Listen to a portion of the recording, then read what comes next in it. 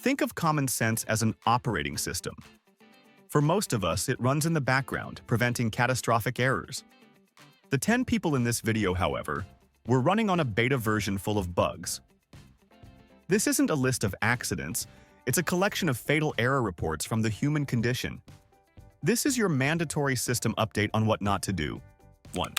We open on the breathtaking coast of California, a place where property values are so high, you're not just buying land, you're buying a zip code with its own gravitational pull. Here lived a man we'll call Gregory, a software tycoon whose bank account was matched only by his ego. He had just acquired the ultimate trophy, a cliffside mansion so modern and majestic, it looked like it was designed by Apple. But there was a flaw in his paradise, a smudge on his masterpiece. A colossal, prehistoric granite boulder, which had been stoically minding its own business for millennia, had the audacity to exist in a spot that partially interrupted the panoramic view from his master bedroom. We're not talking a total eclipse here. It was more like nature had left a single enormous thumbprint on the corner of his living work of art. For a normal person, this would be a feature. For Gregory, a man who believed the universe owed him a perfectly curated experience, this was a personal insult. He embarked on a scorched earth legal campaign against the California Coastal Commission, arguing that the rock was infringing on his constitutional right to an unobstructed sunset. After the courts, in a shocking turn of events, sided with the 10,000-year-old rock, Gregory decided that if the law wouldn't bend to his will, then geology certainly would. He went online and found what can only be described as the gig economy for highly questionable activities. He hired a demolition crew whose primary qualifications seemed to be owning a rusty pickup truck and a profound disrespect for building codes. They arrived with a quantity of black market explosives that could have resolved a small border dispute, ready to take on Gregory's geological nemesis. Now, a quick, condescending lesson in how cliffs work. They are not solid blocks of stone. They are a complex, fragile system held together by a delicate balance of compression, tension, and sheer dumb luck. Basically, nature's poorly stacked pile of dishes. Introducing a massive, uncontrolled explosion to this equation is like trying to fix a Swiss watch with a sledgehammer. On the big day, Gregory stood on his titanium and glass balcony, cocktail in hand, radiating the smug satisfaction of a man about to fire God and personally redesign a portion of his creation. The blast that followed was not the neat, surgical pop he'd paid for. It was a biblical, earth-shattering concussion that rattled windows 30 miles away. And to be fair, it worked. The boulder was gone, instantly vaporized. The problem was the explosion also fired the entire support structure of the cliff face. It rang the cliff like a giant bell, and the cliff answered by collectively resigning from its job of holding up Gregory's house. For one fleeting, beautiful second, Gregory had it all. His perfect, 180-degree, boulder-free view of the Pacific Ocean. This was immediately followed by the deeply unsettling sensation of his multi-million-dollar mansion performing a slow, graceful nosedive into the abyss. The landslide wasn't just a landslide, it was a full-scale topographical rearrangement, and his house, with him in it, was the main event. In his final moments, Gregory became a temporary resident of the very view he so desperately coveted, as his home completed its journey from cliffside mansion to future coral reef. 2. Picture the skyline of Dubai, a city built on the philosophy that if you can dream it, you can build it twice as tall and cover it in gold. Our subject is Ferris, a seasoned window washer who treated the laws of gravity with the casual contempt of a man who'd spent years defying them. His office was the 80th floor of a gleaming super skyscraper, a place where the air is thin and the margin for error is even thinner.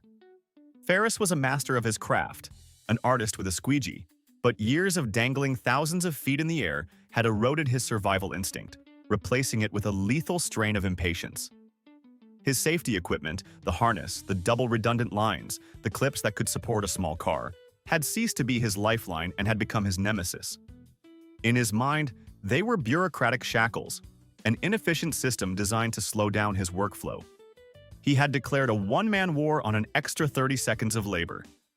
Now, let's talk about wind at 1,000 feet. It's not the gentle breeze you feel on the street. Up there, the wind is a physical entity, a bored predator that prowls the glass canyons of the city. It whips around corners with the force of a freight train and can create updrafts that want to turn you into a human kite. The safety line isn't just for when you slip. It's an anchor to reality itself, a tether that stops the sky from simply deciding it wants to keep you. On this particular afternoon, Ferris was confronted with a small, stubborn smudge on the glass, located in a spot that was just inconveniently out of reach. To follow protocol, he would have to spend a full 2 minutes methodically repositioning his entire rig. Or, he could unhook his main line for what his brain assured him would be just a second. This phrase, the unofficial motto of the Darwin Awards, echoed in his head. He glanced around. His only audience was the sun and a distant helicopter. Convinced of his own invincibility, he reached down and with a confident click, he detached the one thing connecting him to the world of the living. He was free, unburdened. He leaned out with the grace of a trapeze artist, his squeegee extended, and vanquished the smudge in a single, masterful stroke. In that moment of pure professional triumph, he was the greatest window washer in the world. And that's when the wind, which had been waiting patiently for just such an act of spectacular hubris, decided to introduce itself. An invisible wall of air slammed into the building, catching Ferris and turning his small platform into a bucking bronco. For a tethered man, it would have been a terrifying lurch. For Ferris, it was a one-way, non-stop ticket to the ground floor. His quest for peak efficiency had reached its ultimate conclusion. He had successfully shaved 2 minutes off his workday, and the rest of his life off his schedule. His final view was of a perfectly clean pane of glass, as he accelerated past it at 120 miles per hour, a silent testament to a job well done. 3. We travel now to a small village in South Africa, where we meet Themba, a man whose boundless faith was about to have a very loud, very brief argument with physics. Themba had become the star client of a local shaman who was marketing a revolutionary new product, a bulletproof potion. This wasn't a metaphor for spiritual protection. The label on the bottle might as well have read, "Guaranteed to stop anything short of a speeding train." The elixir was a gritty, brown liquid that looked like it was sourced from a puddle. But Themba consumed it with the reverence of a wine connoisseur. He wasn't just a believer. He was a walking, talking, and soon-to-be bleeding advertisement. He would strut through the village, chest puffed out, proclaiming himself untouchable, a modern-day Achilles whose entire body was the heel. His confidence was infectious, and he soon convinced his friends that they were on the verge of witnessing a miracle. He decided the time had come for a public demonstration, a product launch party with a live fire exercise. Let's hit pause for a quick science PSA that was tragically unavailable in Themba's village. A bullet fired from a rifle is a small, copper-jacketed messenger of bad news, traveling at nearly 3 times the speed of sound. It carries an immense amount of kinetic energy, and its entire existence is dedicated to the singular purpose of not being stopped by things like air, flesh, or wishful thinking. A potion, on the other hand, is essentially a beverage. Its primary function is hydration. Pitting one against the other is like trying to stop a charging rhino with a strongly worded letter. Undeterred by the complete lack of scientific precedent, Themba gathered a crowd. With the flair of a Vegas magician, he chugged the entire bottle of the shaman's special brew, wiped his mouth, and spread his arms wide. He then handed a high-powered hunting rifle to his most trusted friend. The friend hesitated, a flicker of rational thought trying to break through the mob mentality. But Themba was adamant. He pointed to the center of his chest. "Shoot me," he commanded, his voice booming with the certainty of a man who genuinely believed he had unlocked God mode. They must see the power. In his mind's eye, he could already see the scene, the bullet flattening against his skin like a cartoon, the awestruck gasps of the villagers, his name being passed down in legends for generations. The rifle blast shattered the afternoon quiet. The bullet, entirely unaware of the magical properties it was supposed to be impressed by, performed its job with brutal efficiency. It did not slow down. It did not deflect.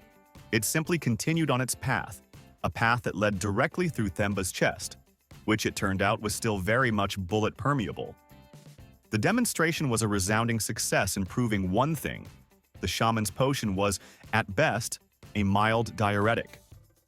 Themba's quest for immortality was over in a fraction of a second. A tragic but definitive victory for the unyielding laws of physics over a really bad marketing campaign.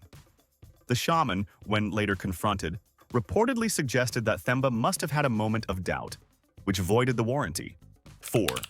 Let's take a trip to the heart of Italy, the land of fine art, passionate romance, and in this case, industrial-grade cheese. Our protagonist is Enzo, a criminal mastermind whose plans tended to have the structural integrity of a wet spaghetti noodle. Enzo wasn't a cat burglar or a high-tech thief. He was more of a low-level opportunist whose career was a series of poorly executed smash and grabs. One fateful night, he set his sights on what he believed was the ultimate score, a Parmesan cheese factory. His plan, presumably sketched out on a greasy napkin, was simple. Get in, grab as many wheels of the king of cheeses as he could carry, and get out. The get-in part went surprisingly well. It was the get-out part that hit a snag in the form of a silent alarm, which was now screaming its electronic head off and broadcasting his location to every police car in the province. Panic. Enzo's most trusted co-pilot in all his endeavors took the wheel. He dropped the heavy cheese wheels and scrambled for a hiding place. He needed something brilliant, something unpredictable, a place no one would ever think to look. And then he saw it, gleaming under the factory's emergency lights. A colossal stainless steel vat, the size of a small swimming pool, filled to the brim with a golden mountain of pre-grated Parmesan. To a rational mind, this was just part of the production line. To Enzo's panic-addled brain, it was a stroke of genius. It was a cheesy, dairy-based invisibility cloak. Perfecto! He likely whispered to himself, I'll be a ghost, a delicious ghost. Let's take a brief, condescending moment to discuss the physics of granular materials. Grated Parmesan cheese, when stored in bulk, is not the light, fluffy stuff you sprinkle on your pasta. It's a dense, heavy, and surprisingly compact medium. It behaves less like a pile of feathers and more like a pile of sand. Immersing yourself in it is a concept known in farming as grain entrapment, a horrifyingly effective way to die. The material settles around you, locking your limbs in place while its immense weight compresses your chest, making it impossible to breathe. It is, quite literally, death by 1,000 tiny salty cuts. Enzo, having missed this particular day in science class, saw only a brilliant escape. He clambered up the side of the vat and, with the triumphant leap of a man who believes he's just outsmarted all of law enforcement, he dove in. For a few seconds, it must have felt perfect. He burrowed down, pulling the cheese over his head like a blanket, the sharp, nutty aroma filling his nostrils. The distant sirens faded. He was safe. He was a genius. Then, the reality of his situation began to settle in. Literally. The cheese, disturbed by his entry, began to compact around him, gripping him like 1,000 tiny hands. He tried to shift his weight to create an air pocket, but he couldn't move. The pressure on his chest was immense. He tried to scream, but only managed to inhale a lungful of finely aged dairy. The very thing he was trying to steal had become his sarcophagus. The police arrived, did a thorough but ultimately fruitless search of the factory, and left, assuming the thief had escaped. Enzo was found the next morning by a factory worker who was about to start the bagging process and noticed an unusual lump in the vat. In the end, Enzo achieved a level of intimacy with Parmesan that no foodie could ever dream of. He became a permanent silent ingredient in a batch that was, thankfully, immediately decommissioned, a chilling testament to a man whose final, fatal thought was likely, "This was not as clever as it seemed 5 minutes ago." 5. Our next exhibit takes us to the vast, majestic, and utterly indifferent waters of the Pacific Ocean. Here we meet a woman we'll call Serenity, a person who had taken the concept of being one with nature to a level that bordered on a restraining order violation against the entire animal kingdom. Serenity was convinced she possessed a rare and profound gift, the ability to communicate with whales. Not in a scientific, observational way, but in a deep, spiritual, "I know what you're feeling, Mr. Humpback" kind of way. She believed that the complex clicks and groans of these cetaceans were not just for navigation and mating, but were cosmic poetry, and she was the only one with the emotional decoder ring to understand them. Her grand theory was that she could bridge the gap between species not with research, but with song.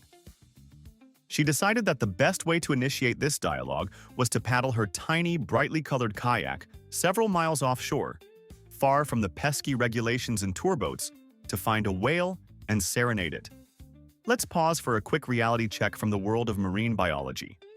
A humpback whale is a 40-ton, 50-foot-long mammal. It is not a golden retriever of the sea.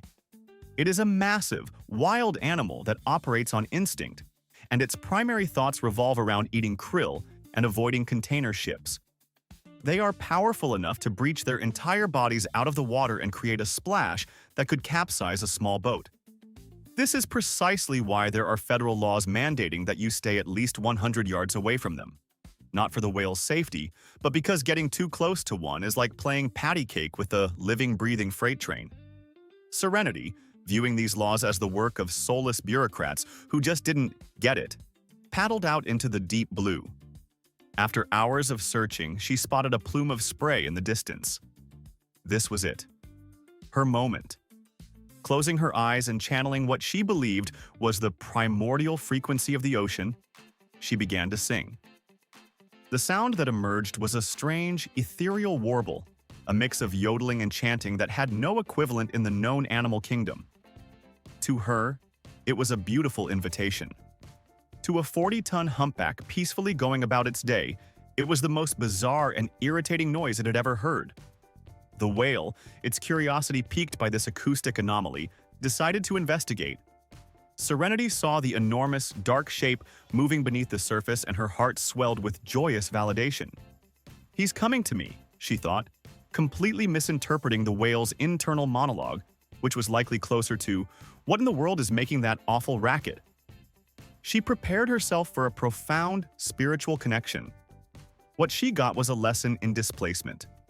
The whale, not out of malice but sheer curiosity, surfaced directly beneath her ridiculously small kayak to get a better look. The effect was not gentle. Serenity and her vessel were launched into the air as if from a catapult, flipping end over end before crashing into the frigid 50-degree water. The shock of the cold was instantaneous, a full-body gasp that stole her breath.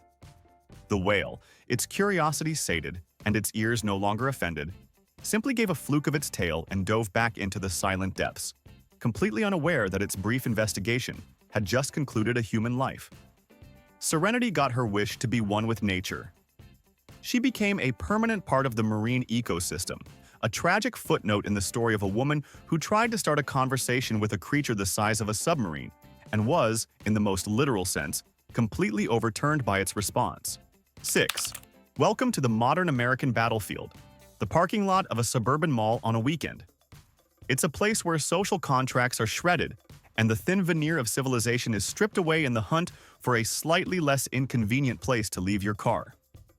Our hero in this story is Gary, a man whose loyalty to his friends was about to be tested against the unyielding reality of a 2-ton SUV. Gary was on a mission. His friend, Kevin, was on his way, and Gary had spotted the perfect parking space opening up. A prime piece of real estate, mere steps from the department store entrance.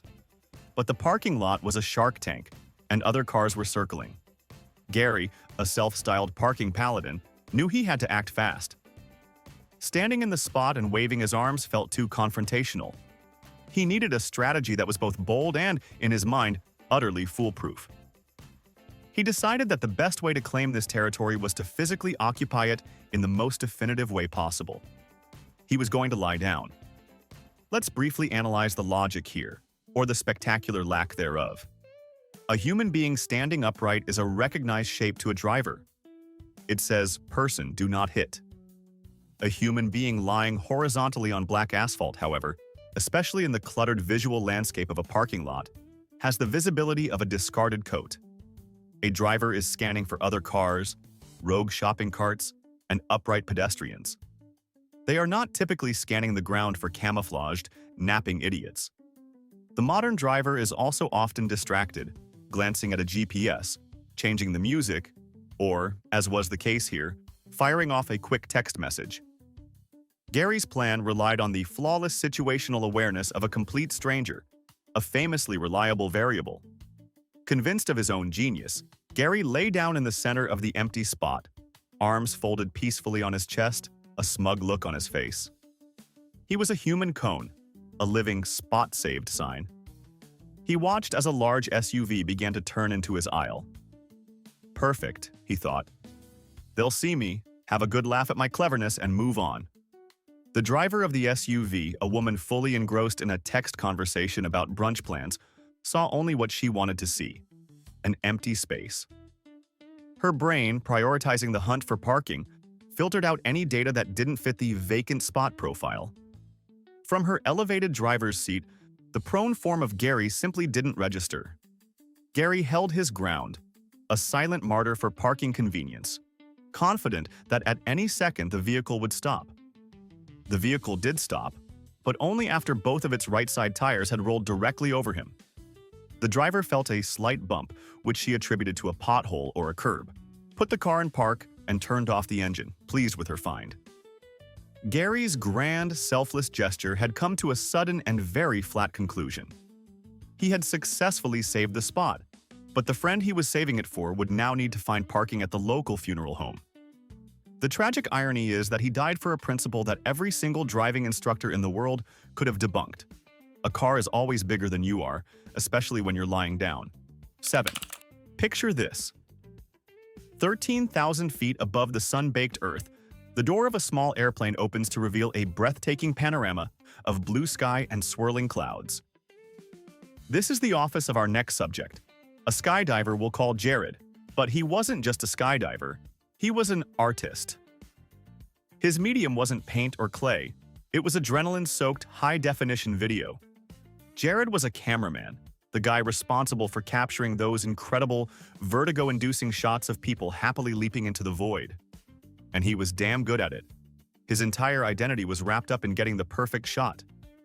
He viewed the world through a wide-angle lens, and his life's purpose was to document the raw, unfiltered joy of human flight.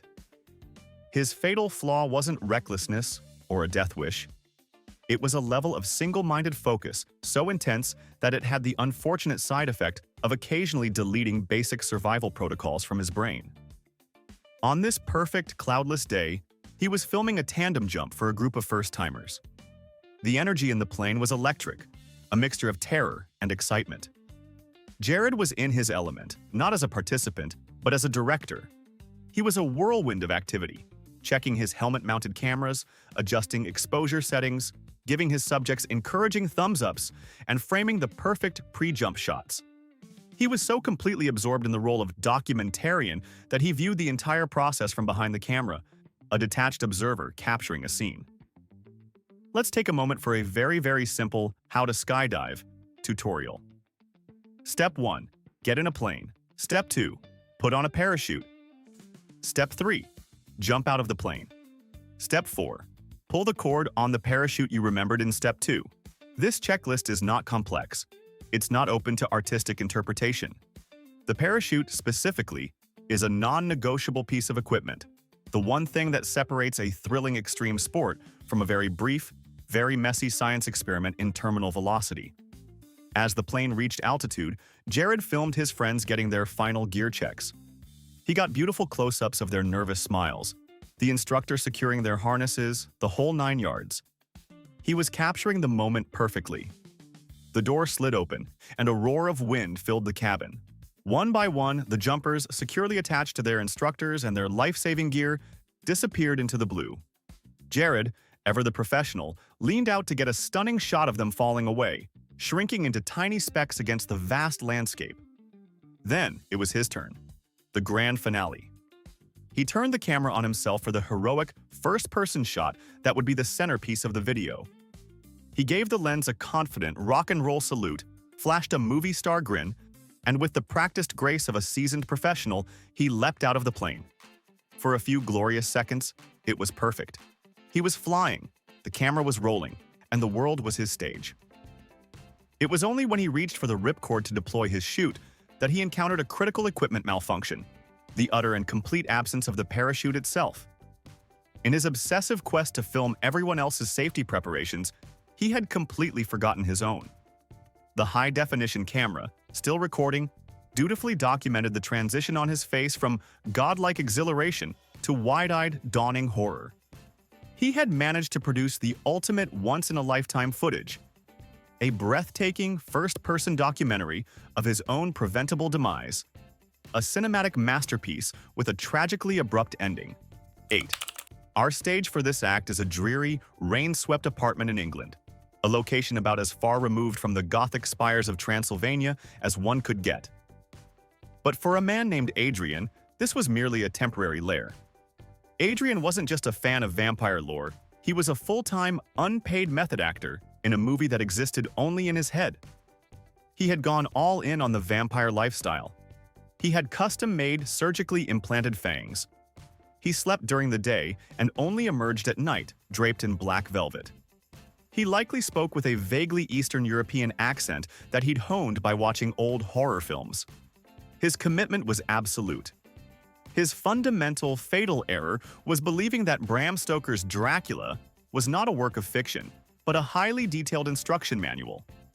He took every piece of lore as gospel, and one particular piece of vampire dogma lodged itself in his brain. A vampire, he believed, draws its power from its native soil and must rest in it to survive. For Adrian, this wasn't a metaphor, it was a biological necessity. And since he was from Romania, he decided he needed a fresh supply of his homeland. So he embarked on the most bizarre logistical challenge imaginable, importing several hundred pounds of Romanian dirt into the United Kingdom.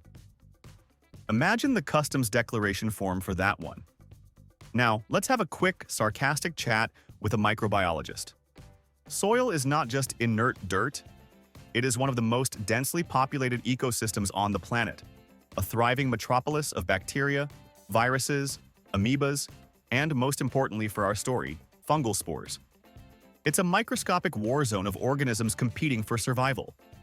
While most of this is harmless, some of these tiny residents can be incredibly dangerous if, say, an idiot decides to inhale them for 8 hours a night while sleeping in a poorly ventilated wooden box. Adrian, blissfully unaware of the microbial assassins he was paying a fortune to ship across a continent, finally received his sacred cargo.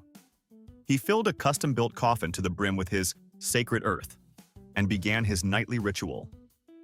He would lower himself into the coffin, pulling the rich, dark soil over his body like a blanket, convinced he was recharging his supernatural energies. In reality, with every breath, he was inhaling a concentrated dose of a rare, aggressive fungus native to that specific region of Romania. The decline was ironically slow. He started to feel weak, fatigued. He probably interpreted this as a sign that his transformation was deepening, that his mortal body was struggling with the newfound power.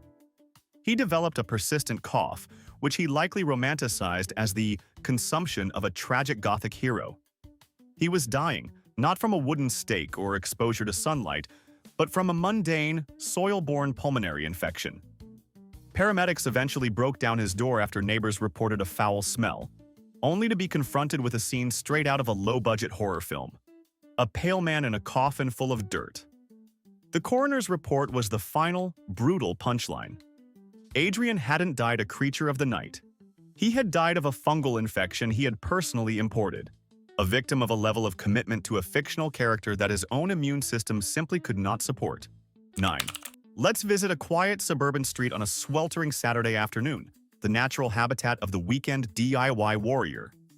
Meet Dave, a man whose confidence in his own handyman skills was legendary, and whose respect for safety warnings was purely theoretical. Dave's personal philosophy was that instruction manuals were written by cowards and that any problem could be solved with enough brute force and misplaced optimism. His project for the day was a minor roof repair, a task he felt was well within his capabilities. He was using a pneumatic staple gun, a powerful tool designed to drive heavy-duty staples through shingles and wood with effortless ease. The job was going fine until the inevitable happened. The gun jammed. A normal person, or even a slightly cautious one, might recognize this as a moment to pause. They might climb down from the roof, disconnect the air compressor, and safely clear the jam according to the manufacturer's instructions. But Dave was not a normal person. To him, this jam wasn't a mechanical issue. It was a personal challenge, a duel between man and machine, and he wasn't about to be outsmarted by a tool he'd bought on sale. Let's have a quick patronizing look at how a pneumatic staple gun works. It's not a toy. It's a focused explosion of compressed air that fires a metal projectile. For this reason, it has a critical safety feature, a small plunger on the nose that must be fully depressed against a surface before the gun can fire. This feature is specifically designed to prevent the gun from firing into the empty air, or, for example, into the user's face. It is a foolproof system designed to protect fools from themselves. Dave, however, was about to prove that no system is truly foolproof to a sufficiently motivated fool. Frustrated, he shook the gun. He smacked it against the roof. The staple remained lodged. He decided he needed a closer look. He needed to peer directly into the barrel of the gun to diagnose the problem. To do this, he needed the gun to be steady. So, in a moment of sublime, galaxy-brained stupidity, he lifted the tool to his face and pressed the nose of the gun firmly against his own forehead to hold it still while he squinted into the nozzle. He had, in effect, used his own skull to defeat the one safety mechanism designed to save his life.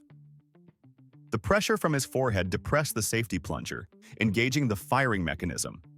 The force of being pressed against his head also happened to be just enough to dislodge the jammed staple. The gun, now free and fully operational, did exactly what it was designed to do. With a sharp thud of compressed air, it fired the 2-inch metal staple directly through its new target surface, Dave's forehead, and deep into his frontal lobe.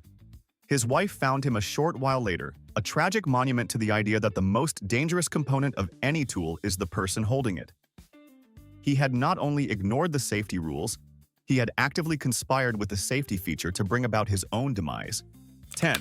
Our final tale unfolds on the deep blue waters of the ocean, the setting for a primal struggle between man and fish. Our captain for this voyage is a fisherman we'll call Ron, a man whose ego was significantly larger than his boat. Ron wasn't in it for the peaceful communion with nature. He was in it for the glory, the bragging rights, and the hero shot back at the dock with him posing next to a giant, vanquished sea monster. His defining characteristic was a profound impatience, a belief that nature's timeline could be bent to his will through sheer, stubborn force. On this day, he hooked the fish of a lifetime, a massive swordfish, a powerhouse of muscle and fury with a spear attached to its face. Now, there is a very specific, time-honored procedure for landing a fish like this, and it can be summarized in 2 words. Tire it out. You don't fight a swordfish, you dance with it. You let it run, you let it jump, you use the drag of the reel and the maneuverability of the boat to let it exhaust its incredible energy reserves over a long, grueling battle. Only when the fish is spent and docile do you bring it carefully alongside the boat to be secured. Bringing a fresh, enraged, green swordfish on board is the maritime equivalent of wrestling a running chainsaw. Ron, however, viewed this patient strategy as a form of weakness. His friends were watching. The clock was ticking. He decided he was going to horse it in, a term for using brute strength to drag the fish to the boat before it's ready. He cranked the reel's drag system down to a dangerously high setting and began a bare-knuckle brawl with the fish, putting a terrifying amount of strain on the line, the rod, and his own body. The fish, for its part, was not enjoying this experience. It was thrashing, leaping, and getting progressively angrier. Against the advice of everyone else on the boat, Ron managed to winch the still livid creature to the side of the vessel. It was boiling the water, its powerful tail slapping against the hull. The safe play was to use a long-handled gaff to control its head from a distance. But Ron was high on adrenaline and victory. In a final act of impatient machismo, he decided to grab the thick leader line with his bare hands, leaning far over the side of the boat to haul his prize aboard personally. This was the moment the swordfish had been waiting for. It was cornered, it was furious, and it had one last desperate move. With a final explosive surge of power, it launched itself out of the water, not upwards, but forwards. The long, bony bill, honed to a razor point by evolution, functioned exactly as intended. It met Ron mid-lean, impaling him with the force of a battering ram. The fisherman had become the catch. He had gone to sea to claim a trophy, but in his hubris and haste, he ended up becoming a permanent part of the food chain. A stark reminder that in any contest between a man's ego and a 400-pound animal with a sword on its face, it's usually a good idea to bet on the sword. Every warning label in the world exists because someone, somewhere, did something incredibly stupid. So here's your task. Pick one of these 10 stories and write the official, hilariously specific warning label that should now exist because of it. Post it in the comments below. And if you appreciate these public service announcements on how to stay in the gene pool, show your support with a like and subscribe for your next dose of why instruction manuals were invented.